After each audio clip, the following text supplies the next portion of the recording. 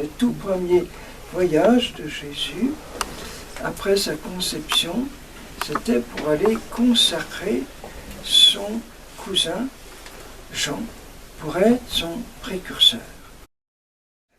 Et le tout premier voyage après sa naissance, ce n'est plus pour aller vers les autres qui l'attendent, mais c'est pour aller vers son Père.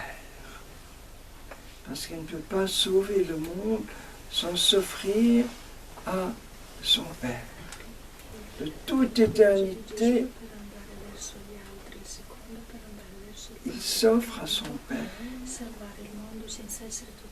Mais voici que c'est tout nouveau, parce que c'est avec son corps, avec sa chair. Voilà. Qu'il s'offre à son Père, avec notre chair, avec notre humanité. Voilà. Tu m'as façonné un corps. Me voici pour te servir. Voilà. Et en Évangile, il y a 3 fois le mot loi du Seigneur, loi du Seigneur, loi du Seigneur. Et ensuite, 3 volte il Spirito Santo, Spirito Santo, il Spirito Santo. È il passaggio della legge del Signore al nuovo tempo dello Spirito Santo. C'est ce passage de la loi auquel ils obéissent simplement à ce nouveau monde qui est la docilité dans l'Esprit Saint. Voilà, c'est l'Esprit qui pousse Siméon. Voilà, il est poussé par l'Esprit Saint à monter au temple ce jour-là. Voilà. Et Siméon va parler de Jésus, il va révéler Jésus. C'est une sorte de révélation, comme la lumière de toutes les nations. C'est pour ça que c'est appelé la fête de la lumière, qui annonce déjà la venue et des saints rois mages quelques semaines après. Et quand il dit gloire du peuple Israël,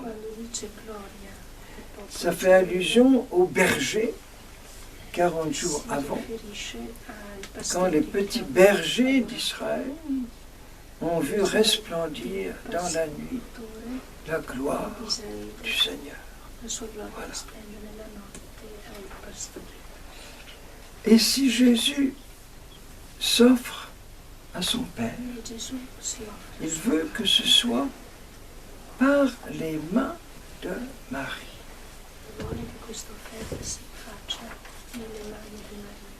C'est Marie qui le remet, qui le confie tout entier dans les mains, dans les bras de Siméon.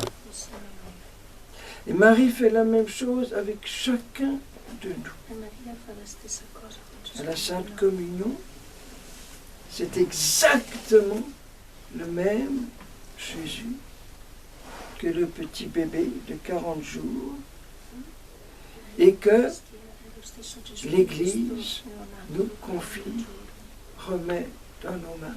Et je dirais Marie à travers l'Église, à travers ses prêtres.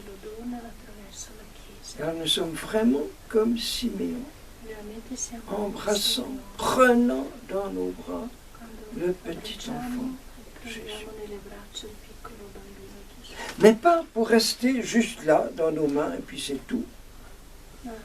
Pour nous saisir dans sa propre offrande au Père. Parce que lui est en état permanent d'oblation, d'offrande au Père. Quand nous l'adorons au Saint-Sacrement, Jésus n'est pas immobile, si je puis dire. Apparemment, il est immobile. Dans l'hostie sainte, il ne bouge pas. On ne le voit pas s'élever vers le Père tout le temps, comme ça. Voilà. Mais en fait, il est dans cet état permanent, parce que c'est son être même, d'être tout entier, élancé dans un élan d'amour vers son Père.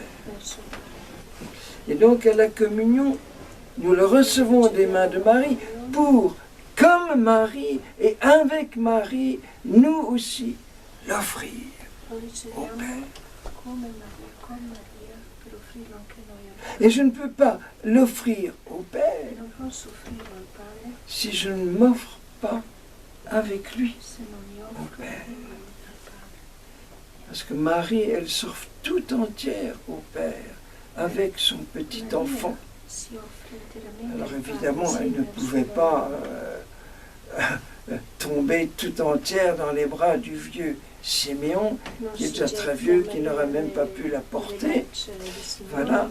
Mais intérieurement, elle s'offre à son Père. Et donc quand je le reçois, c'est pour m'offrir au Père avec Jésus, pour sauver le monde avec lui. Voilà. Et de même qu'il vient dans toute sa faiblesse, sa fragilité, sa petitesse, comme un tout petit bébé, eh bien, c'est justement dans ma faiblesse, ma fragilité, ma petitesse, mon être de pécheur. C'est dans toute cette faiblesse que je m'offre avec lui au Père. Voilà. Pour que la paix du ciel descende enfin sur la terre. Voilà. Et le vieillard Siméon, c'est un symbole très fort qui soit justement un vieillard. Parce qu'il représente à ce moment-là toute l'humanité vieillie par le péché. Vieillie par le péché. Car rien ne vieillit autant que le péché. C'est pour ça que la confession est le sacrement de la jeunesse. Ça nous rajeunit chaque fois. Ça nous rend le cœur d'enfant. Voilà. Et donc, Jésus s'offre à son Père au-dedans de moi, par moi et avec moi, comme il l'a fait avec Marie et pour Marie. Et il y a de très beaux textes de la liturgie orientale, justement, pour nous parler de ce mystère. Je vous cite Origène. Si quelqu'un quitte le monde, il doit, pour obtenir la royauté du ciel, prendre Jésus dans ses mains, l'entourer de ses bras, le tenir tout entier sur son cœur. Justement, sur cette broderie, vous voyez le cœur, à l'endroit du cœur, et puis ce geste d'offrande de soi. Alors, débordant de joie, il pourra se rendre au ciel. Nous aussi, serrons et traînons le Fils de Dieu dans nos bras, prions l'enfant Jésus lui-même, que nous tenons dans nos bras. Vous voyez comme c'est très très ancien. Toi dont la main recrée la jeunesse de l'homme, comment, Jésus, es-tu blotti dans les bras d'un vieillard? L'heure est toujours venue pour l'homme de contempler ta face, ô douce clarté du Père. Le feu dont tu nous brûles nous transfigure de lumière en lumière. C'est magnifique. Alors voilà comment à chaque Eucharistie, à chaque adoration, chaque communion, nous pouvons vivre ce que Jésus lui-même, ce que Marie elle-même a vécu. Voilà. Et rajouter qu'elle offre l'offrande des pauvres. Normalement, pour les riches, c'était un agneau qu'on offrait.